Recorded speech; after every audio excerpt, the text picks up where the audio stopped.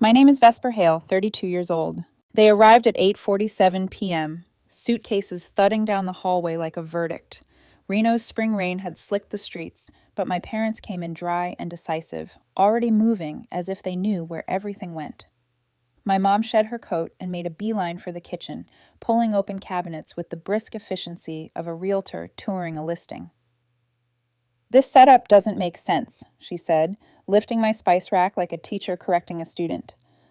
My dad plopped onto the couch, thumbed the remote, and turned the TV to a sports channel with the volume up, just enough to make conversation unnecessary.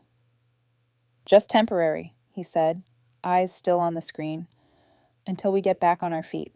"Temporary," I repeated, looking at their suitcases. Two large, one carry-on, a garment bag, and a box labeled keepsakes. The word didn't fit the luggage. "Bad investments," Mom continued, transferring my plates from one shelf to another. "It was complicated, but we're here now, sweetheart. Thank God you have space." Her smile was tight and bright, like a bow pulled too hard. "Complicated how?" I asked, keeping my voice even. "I'm an accountant. Complicated is where I live." She waved a hand. "Don't worry about it." Dad cranked the volume when a replay came on, then glanced around my living room with appraiser's eyes. "Nice place, Vess. Balcony railings are flimsy, though. We could fix this." I stood there, measuring the distance between hospitality and trespass. It was my apartment, bought with overtime and quiet nights, and in 10 minutes it didn't feel like mine. I tried again. "What happened exactly? Show me the paperwork. I can help." Mom's hands paused on a stack of bowls. She didn't look at me. "You're such a good daughter, letting us stay," she said softly, then slipped back to rearranging like I hadn't asked a question at all. In the corner, my father cupped his phone. "No issues," he muttered into it. "The plan is fine." When he saw me watching, he hung up with a little flourish, like he was setting a card face down in a game I didn't know I was playing. Something was off, way off. The calm, the vagueness, the way Mom patrolled my cabinets like she was finding her way back to a room she used to own. I retreated to my bedroom and locked the door, the tiny click sounding huge in my chest. I texted Robert Klein, a law school classmate turned county records guy, who saved me during my condo purchase. "Hey, can you pull my parents' property records? They said they lost the house. Need to understand what complicated means." He pinged back faster than I expected. "On it. Give me until tomorrow. County site is molasses." Then a follow-up. "Anything to flag?" "They're too comfortable," I typed, like this was the plan. When I opened Instagram to numb-scroll the rising panic, a DM slid in from Linda Marsh, my coworker who collects neighborhood gossip the way I collect receipts. "Saw your sister's post. She bought a place in South Reno. Looks massive." My stomach nodded. Tara works part-time at a coffee shop and sells thrift flip dresses online. A house in South Reno means 7-figure lawn care and HOA threats about wind chimes. I searched her grid, and there it was. Tara beaming in front of a modern stucco palace captioned "Living the Dream." Last week. 1 week before Complicated moved into my living room. I scrolled zoomed-in photos. Sleek kitchen, a pool like polished glass, imported tiles that cost more than my car. The comments glowed. "So proud. Manifesting works. You deserve it." From the kitchen came the whisper slide of drawers. "These should be nearer the stove," Mom said to no one, rearranging a life that was not hers.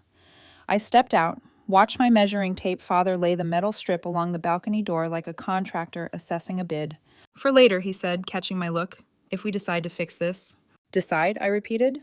"We'll see," he said, as if voting on whether. I tried again. "How long are you staying?" Mom smiled a smile I've been trained by genetics to read as dismissal. No rush. I retreated to the bathroom, ran water I didn't need, and texted Linda back. "When did Tara post?" "Last Thursday," she replied. "Her friend Danielle commented a novel about a new venture. Sounds big." I knew Danielle. Loud, shiny, always pitching something with a countdown clock. In my feed, I found her. Reno's next iconic restaurant/gaming concept with fire emojis and a vision board of things that don't usually survive permits. Tara's name dotted the comments. Heart eyes, champagne bottles. Let's go.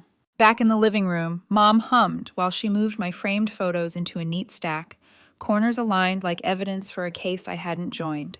I stepped closer.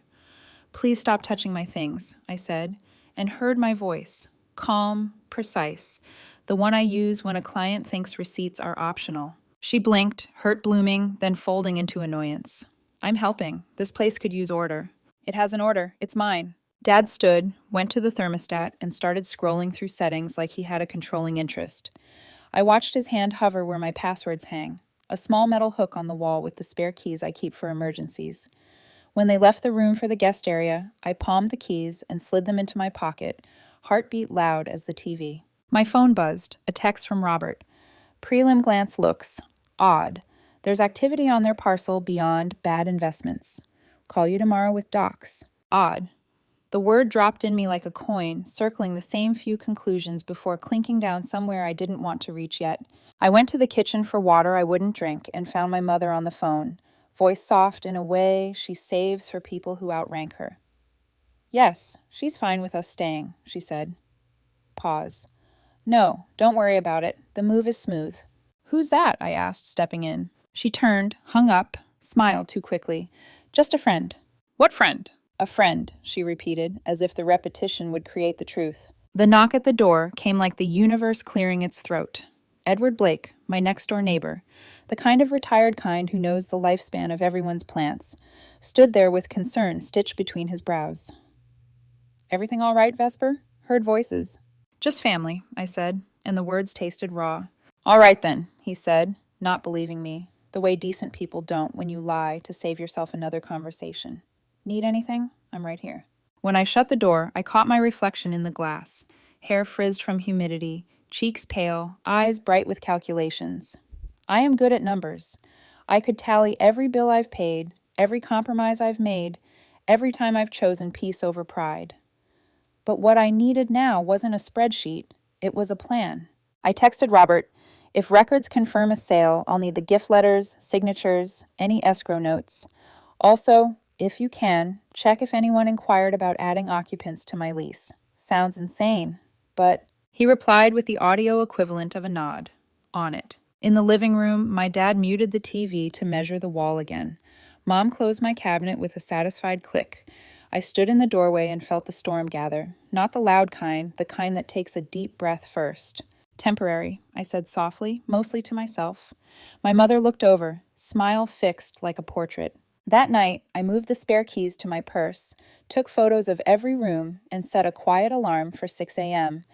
I lay awake listening to the unfamiliar sound of my parents breathing through a wall that was suddenly paper thin. On my nightstand, my phone blinked with Robert's final text of the night. Weird activity on their parcel. Call you tomorrow. I stared at the ceiling and pictured Tara's pool catching the Reno sky like a mirror. In the reflection, I didn't see my face. I saw a line being drawn. The next morning broke too bright, the kind of desert sunlight that makes everything look clean even when it isn't. My phone buzzed before I'd finished my coffee. Robert. Got the records. Call me before you go to work. I didn't wait. Tell me. He exhaled. Vesper. They didn't lose their house. They sold it 2 weeks ago for $860,000. The mug nearly slipped from my hand. Sold it?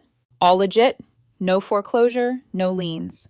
The wire transfer went to a private account in your sister's name, Tara Hale. The memo line says gift of equity. I pressed a palm to the counter, steadying myself. So they gave her everything. Looks that way, Robert said. There's also a second note. A realtor mentioned an inquiry about adding your parents to another property address. Your address. My pulse ticked in my ears. You're saying they planned this. Vess, he said softly, whatever this is, it started before that knock on your door. When the call ended, the room felt small. My parents were in the living room, sunlight warming their comfortable lies. Dad was tinkering with my coffee maker. Mom was flipping through a glossy magazine like it was her domain. I stood in the doorway. I talked to Robert. Mom didn't look up. You worry too much. Stop, I said quietly. He found the sale record. $860,000. Signed by both of you. The money went straight to Tara. The magazine slipped from her hands. You shouldn't have pried. Why lie? I asked. Dad straightened, mug in hand. It was our decision. We wanted to help your sister. She's starting something big. She's a barista with an unfinished degree. She's entrepreneurial, Mom snapped. You've always looked down on her. I almost laughed. I pay my own bills. That's not looking down. That's gravity. Her eyes flashed. You think you're so much better. Not better, I said, my voice sharpening. Just not blind. For a moment, no one spoke. The refrigerator hummed, filling the silence like a witness unwilling to testify. Mom turned, her tone syrupy. We'll pay you back somehow, but right now we need family. Don't make this ugly. Ugly? I stepped closer. You lied to me, moved into my home, and called it complicated. You gave her everything I spent years helping you keep. You wanted me to smile through it? Dad's voice hardened. You've always been ungrateful. You think the world owes you because you have a job and an apartment. We made sacrifices for you too. That word, sacrifices, hit like an old bruise. I pictured the summers I'd spent working double shifts to cover their mortgage, the loans I co-signed, the times they'd thanked me with silence. I said quietly, you didn't sacrifice, you collected. Mom's face twisted and the tremor in her hand gave way to fury. You're so selfish. Selfish? I said. I'm the one they used. Her palm cracked across my cheek before I even saw her move. The sound echoed, my skin burned. For a second I just stood there, the air thin. Dad's voice broke the silence. Pamela, enough. But she wasn't listening. You always think you're the victim, she hissed. Maybe we should have given you nothing. I backed away, hand on my cheek, heart hammering. Through the open blinds, I saw Edward Blake step out onto his balcony next door. His gaze flicked toward me, questioning. I forced a nod. I'm fine. He didn't look convinced. Mom took a shaky breath, her anger collapsing into something brittle. You'll understand someday, she said. Family means compromise. I laughed, low and broken. No, family means honesty. You should try it. I turned, heading for the hallway. My phone buzzed. Another call from Aunt Sylvia. I answered, voice raw. She didn't waste time. I heard they're with you. They sold the house, I said. Gave it all to Tara. Told me they were broke. Sylvia sighed, a sound halfway between pity and rage. I was afraid of that. Tara's been mixed up with Danielle Ford, the one with those get-rich schemes. They're trying to open some restaurant casino thing in Midtown. Your parents funded it. The world tilted. They invested their life savings in that? They think it's a gold mine. Danielle told them Tara would triple their legacy. They believed every word. I closed my eyes. So they're not broke. They're stupid. Hopeful, Sylvia said softly. But hope can be a con, honey, and Danielle's a professional at it. I looked around my apartment. Their luggage in the corner, Mom's perfume hanging in the air, Dad's tape measure on my counter. It all made sense now. They hadn't come here in shame. They'd come here to nest, to wait for the next payout. Thanks, Aunt Syl, I said. I know what to do. Be careful, she warned. They don't take confrontation well. When I hung up, my reflection in the window looked like someone halfway between daughter and stranger. My cheek still stung, my pulse steadying into resolve. I walked back to the living room. I know about Danielle, I said. Mom's head snapped up. What? The restaurant, the casino, the fantasy you're funding? You didn't lose your house, you bet it. Dad's shoulders sagged. It's just a loan until they're up and running. Stop calling gambling generosity, I said. You gave Tara my inheritance, my years of help, and now you're camping in my life. Mom's voice wavered. You think you deserve everything because you work harder? No, I said quietly. I think I deserve honesty. For a long second, she just stared at me. Then she turned away, grabbed a blanket from the couch, and muttered, You'll regret speaking to us like this. I rubbed my cheek, feeling the heat fade into resolve. No, I said. I regret not doing it sooner. As I turned toward my room, my phone buzzed again. Robert, FYI, I found a realtor email. They asked about adding 2 occupants to your lease. Looks like your parents' names. Someone was planning ahead. I looked back at the living room. Mom was on the phone again, voice low.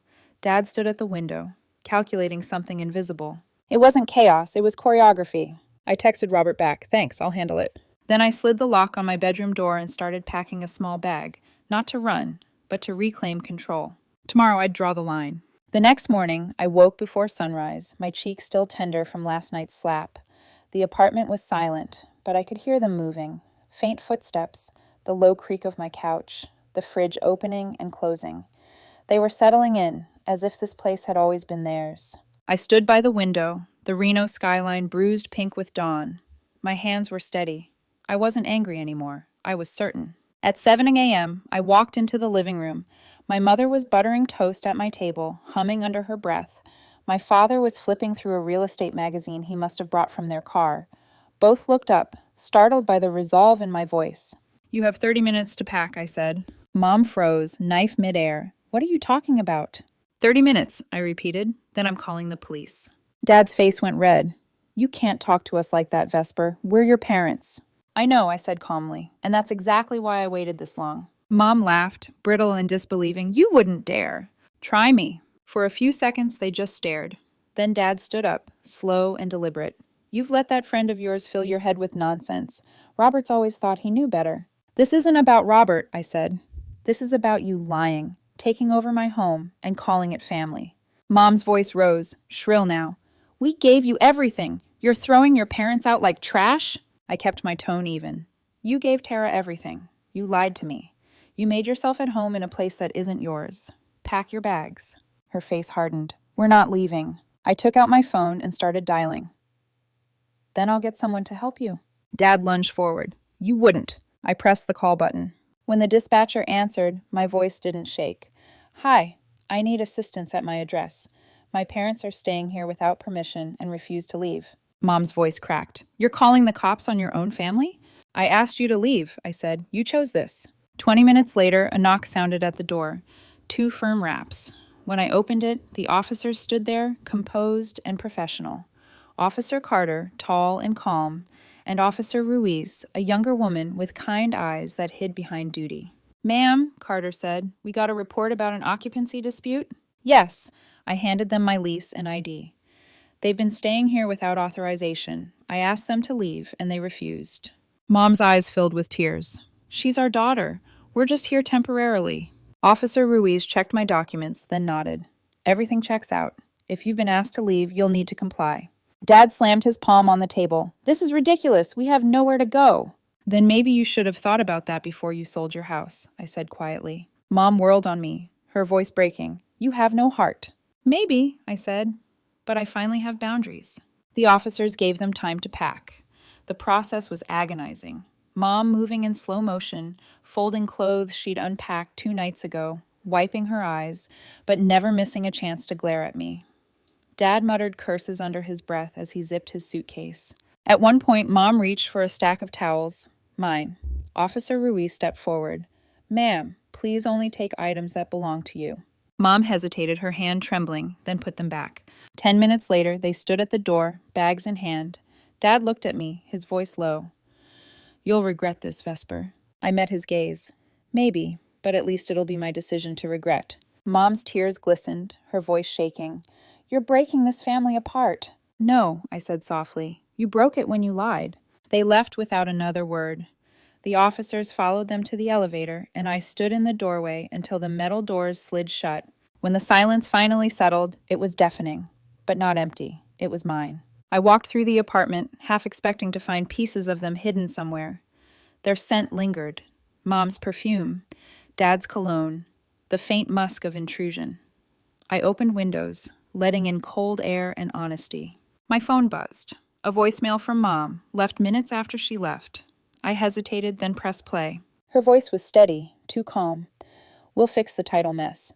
You'll see, Vesper. You'll regret this. Don't think you've won anything. I deleted it. Later, Aunt Sylvia called.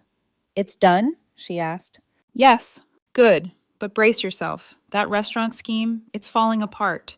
Danielle's already bailing. Tara's panicking. I closed my eyes. Of course she is.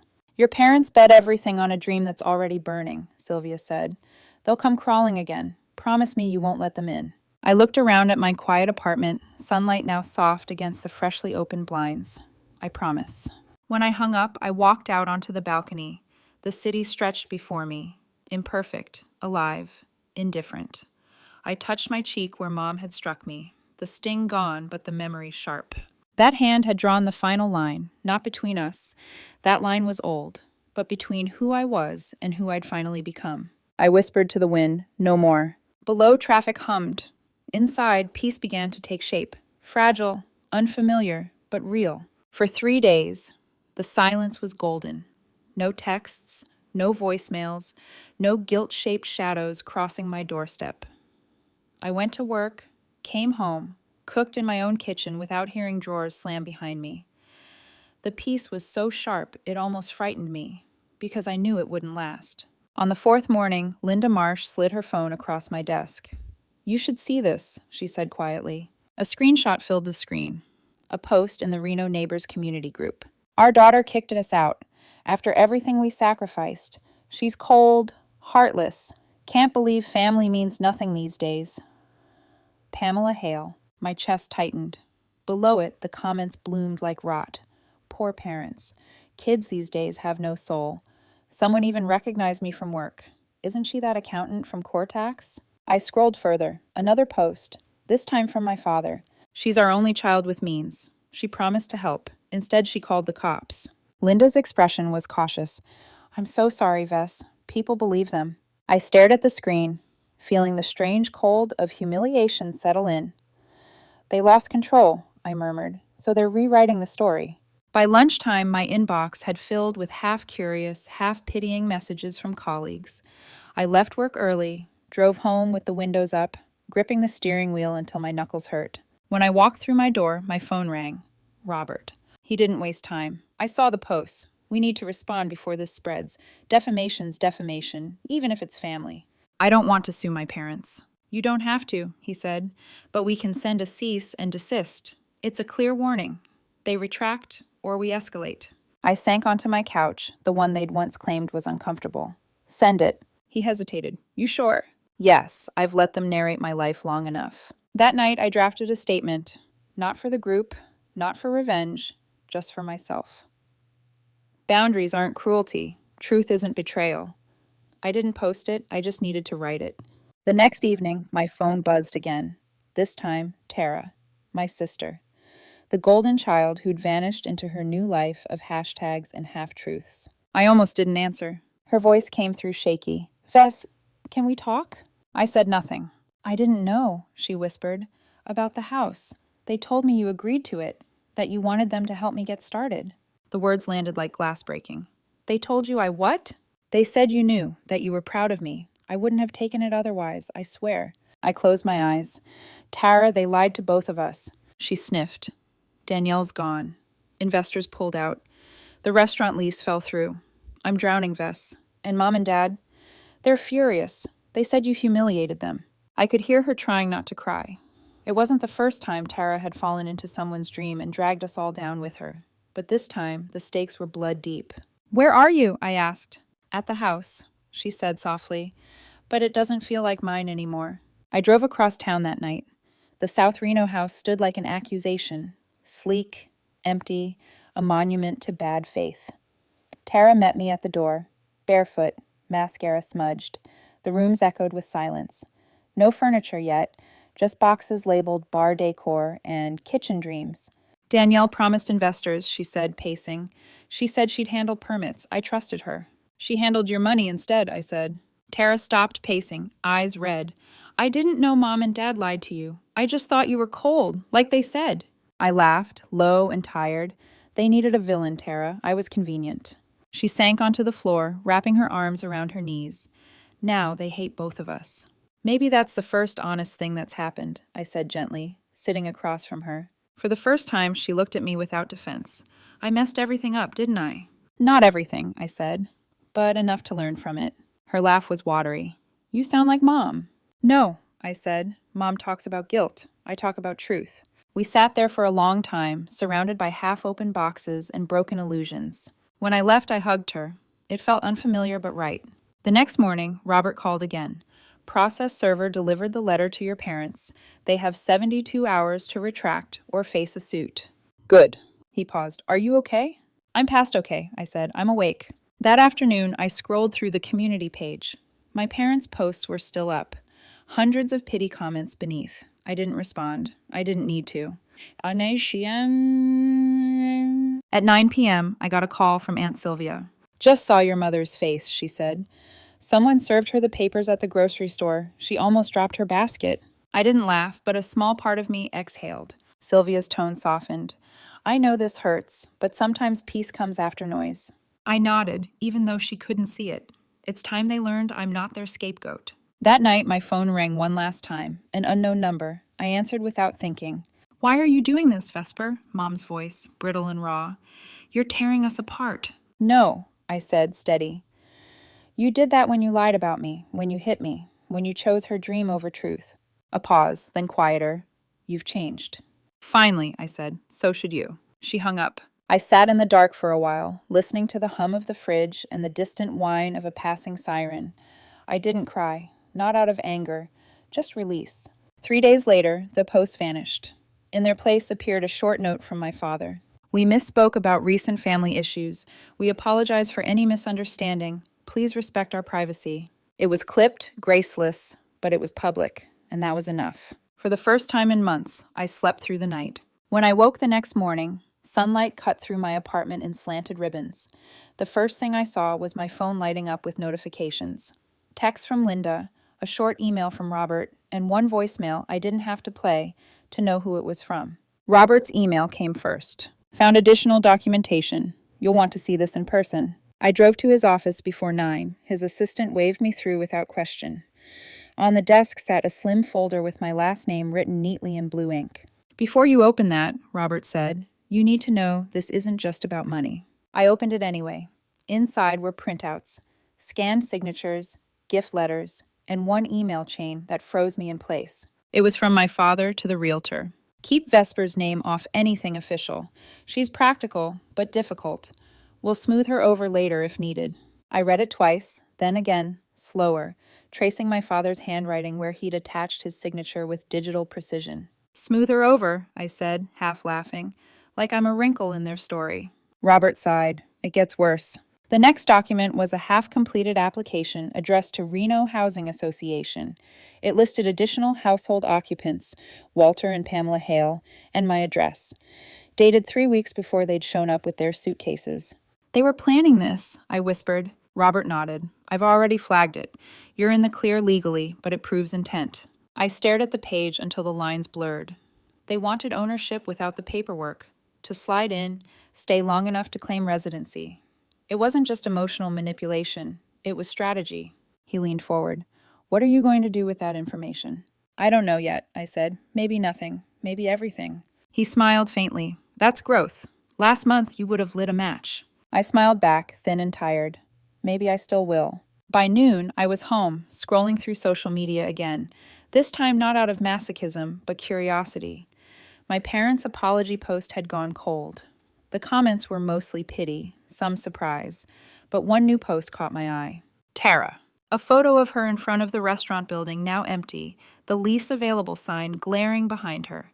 Caption, learning the hard way hurts, but sometimes it's the only way to learn. For once, no hashtags, no champagne emojis, just honesty. I didn't comment, but I felt something in my chest shift. Not forgiveness, not yet, but understanding. An hour later, she called. I saw what Dad posted, she said. Guess the apology counts? It's the closest they'll ever come, I said. I want to make it right, she said quietly. Danielle's gone. I'm selling everything. The furniture, the appliances, whatever's left. I'll pay back what I can. I didn't answer immediately. I'm not asking you to help, she continued quickly. Just maybe record a short statement for the community group, something real. People listened when you said nothing. They might listen if you tell the truth. Her voice cracked. I don't want them hating you for something I did. That surprised me more than anything. All right, I said softly. I'll help. That evening, Tara came over with her laptop. We recorded in one take. No rehearsed lines, no filters. The money from my parents' house went to me. Not because Vesper wanted it, but because they chose it that way. Danielle Ford manipulated all of us. I take full responsibility for believing her and for letting my parents' lies hurt my sister. I'm sorry. She hit upload. For a moment, the air felt lighter. When she left, she hugged me. The first genuine hug since we were teenagers. I'll fix what I can, she whispered. I know, I said. The rest isn't yours to fix. 2 nights later, a message popped up on my phone from an unsaved number. I knew the tone before I read it. You've humiliated us publicly. You'll regret this. Mom. I read it once, twice, then deleted it without replying. That tiny act, deletion, felt like the loudest thing I'd ever done. A week passed. My parents went quiet. No new posts, no new guilt trips. According to Sylvia, they were staying in a cheap motel near the outskirts of town, still clinging to the story that they'd been misunderstood. Meanwhile, Robert called to close the case file. You're legally protected, financially clear, and, I'd say, emotionally solvent. I laughed. That last one's questionable. You've done more than most people could, he said. You faced them and didn't flinch. After we hung up, I opened my window and let the desert wind roll in. My apartment smelled faintly of paint and citrus, the scent of new beginnings. I took the old file with my parents' documents and tucked it away in a box labeled proof. Not revenge, not leverage, just closure. Then, for the first time in months, I cooked dinner without waiting for footsteps in the hallway. I ate slowly, savoring the quiet. Later that night, as I was cleaning up, a soft knock came at my door. My heart skipped, but it wasn't them. It was Edward Blake, my neighbor, holding a small potted plant. "Peace, Lily," he said. "For peace. You've earned it." I smiled, really smiled. "Thank you." He tipped his head. "Heard things got noisy for a while." "Not anymore," I said. "It's quiet now." He grinned. "Good. Quiet's underrated." When he left, I set the plant on my windowsill. Its leaves caught the moonlight, small and alive. I poured myself a glass of wine, looked out at Reno's shimmer, and whispered, "Quiet isn't empty, it's earned." It's strange how peace doesn't arrive with a bang. It just slips in one morning, soft and ordinary. That's how it felt when I woke up a week later and realized there were no messages waiting to poison my day. No apology texts laced with guilt, no new rumors whispered through mutual acquaintances, just stillness, sunlight streaming through new curtains. They were pale gold, not the heavy ones my mother had insisted on buying years ago, for sophistication. I'd donated those. Now, light poured through without asking permission. I made coffee the way I liked it. Too strong, too hot, and sat on the edge of my sofa, watching steam curl in the air. For once, I didn't check my phone first thing. I didn't need to. At work, numbers came easier. My focus returned. My boss even noticed. "Whatever you've been doing," he said, handing me a project lead file, "keep doing it." I smiled. "Boundaries," I said, and he laughed, not knowing how literal I meant it. When I got home that evening, a knock sounded at the door. Just one, gentle. I opened it to Aunt Sylvia, holding 2 takeout coffees and a brown paper bag that smelled like garlic and something comforting. "Dinner," she said, breezing in, "because I know you've probably been living on cereal and spreadsheets." She wasn't wrong. We ate at My Kitchen Island, the same one my father once measured for a future upgrade. Sylvia didn't talk much at first, just watched me with those sharp eyes that miss nothing. "You did the right thing," she said finally. "Don't start doubting it now." "I'm not," I said. Then, after a pause, "But part of me keeps replaying it. The fight, the police, the posts. I never wanted any of it to end that way." "Of course not, but endings aren't meant to be clean. They're meant to be true." Her words settled somewhere deep. I nodded, tracing my finger along the countertop, the faint mark where Dad had once spilled coffee still visible, a ghost of habit. After dinner, she left with a hug that lingered just long enough. The following weekend, Linda dragged me out for lunch. She'd been my tether through all of this, the kind of friend who texts memes during chaos because she knows laughter counts as survival. We sat at a booth near the window, sunlight bouncing off ketchup bottles. "You look lighter," she said, stealing one of my fries. "Like you finally exhaled." I think I did. "Good. You're better off without them. Family doesn't mean forever access." I laughed softly. Try telling that to my mother. Linda's grin faded, replaced with something gentler. "You don't have to forgive them to heal. Just don't let them keep space in your head rent-free." I nodded. She was right. I'd already evicted them once. I could do it again in my mind. That evening, I came home with a small impulse buy, a canvas and a box of paints. I hadn't painted in years, not since college, but something about the blank space called to me. I set it up by the balcony doors, brushed the first streak of color across it, a wash of muted blue, the exact shade of Reno's sky at dusk. The paint bled and spread in soft veins. It didn't look like much, but it was mine. By the time the sun dipped low, the apartment had transformed. Not physically. It was still small, imperfect, but it finally reflected me. Books arranged in the order I liked, curtains glowing, a peace lily reaching toward the light. 2 days later, Tara sent a short message. Sold most of the furniture, paid back part of what I could. Danielle's vanished, but I'm working now. Thank you for not giving up on me. I stared at it for a while. I didn't reply immediately, not because I was angry, but because I wanted to mean whatever I said. Finally, I typed, "We both learned something the hard way. Take care of yourself." It was enough. That night, I stood on the balcony with a glass of wine, the city humming below. The same view I'd once watched through clenched teeth now looked different. Not bigger, not brighter, just mine. I opened my laptop, hit record. It had become a quiet ritual, talking to the camera, not for an audience, but for closure. Family is supposed to lift you up, I said softly, but sometimes they're the weight you have to put down. I used to think love meant sacrifice, that if I just gave enough, they'd see my worth. But love without respect isn't love, it's debt.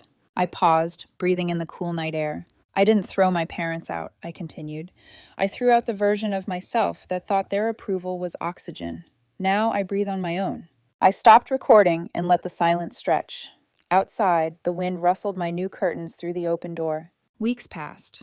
Work got busier. The promotion came through quietly. No fanfare, just an email and a handshake. I celebrated alone with takeout sushi and a bottle of cheap champagne, toasting to the smallest, truest kind of victory, freedom.